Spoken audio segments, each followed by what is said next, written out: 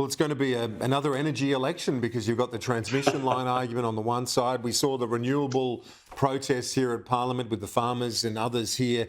So, yep, we're going to have another election where this is an issue. But I've got to say, Michael, that and looking at Dunkley at the weekend, I want to get your thoughts on Dunkley. You and I, we haven't spoken, we haven't had you on since the by-election, but what's your overall read on it? To me, everything out of it just says it doesn't change our view that this is a cost of living year and a cost of living cycle that this government is facing heading into the election either late this year or March, April next year. I think that's absolutely right. I put it down as a narrow points win to Dutton because he got closer to 4 than 3%. I thought it'd be between 3 and 4%, even though some of our people got a bit excited. But I thought that's what it would be. It was that, closer to 4.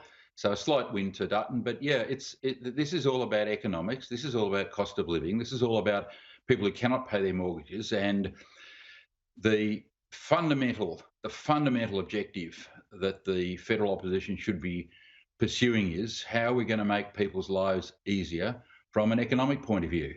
And once you transition to a debate onto taxes and the economy, history tells you it's the coalition's number one brand equity.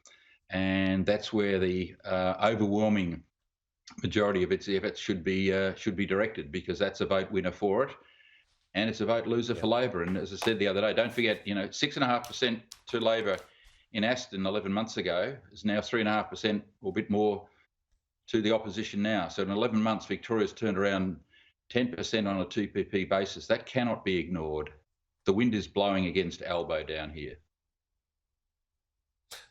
It's blowing against them. The Liberals have got a bit of a swing, but Labor's primary vote was also up, Stephen. We were talking about this at length on Saturday night.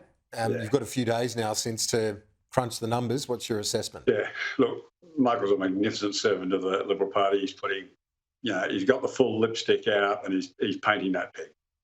This was not a good result for Peter Dutton.